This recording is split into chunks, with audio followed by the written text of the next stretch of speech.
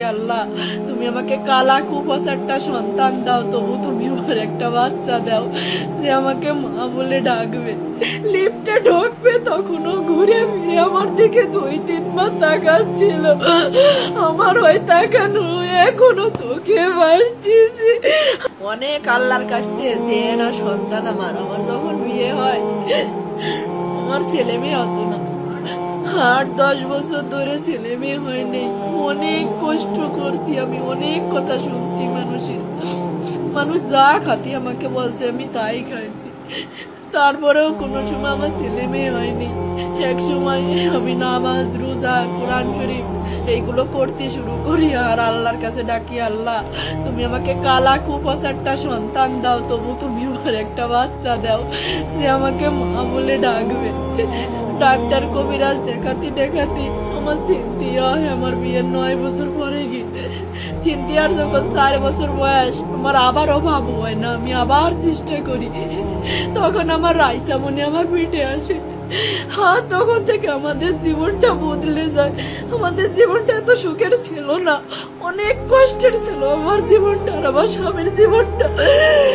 একে তো সন্তান হারা, আমাদের টাকা পয়সার সমস্যা, সবকিছুর সমস্যা ছিল।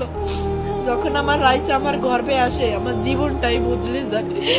আমার রাইসা যখন জন্ম নেয় তখন ওর আব্বু ব্যবসা শুরু করে।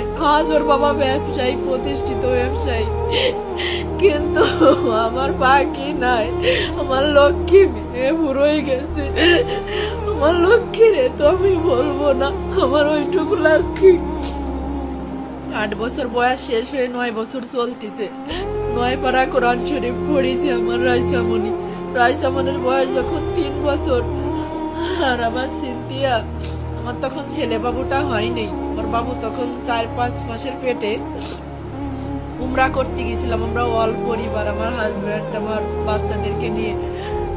আমার রাইসামনি সেই উমরা হজের ছবিও আছে।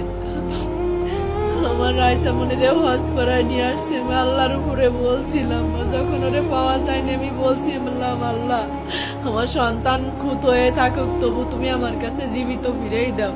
আমি আবার আমার পাখিরে সম্পদ বেশি হলেও উমরা করাতে নিয়ে যাবো, আবারও আমার পাখিকে আমি হজ করাতে নিয়ে যাব। কিন্তু আমার পাখি আর ফিরে আসেনি। আর আমার পাখি যে চলে যাবে, ওই দিন আমি চেয়ার ধরে ডাইনিং টেবিলের কাছে দাঁড়াইছিলাম আর আমার পাখি যখন যাচ্ছিল দরজা দিয়ে লিফটে ঢুকবে তখনও ঘুরে ফিরে আমার দিকে 2-3 বার তাকাচ্ছিল।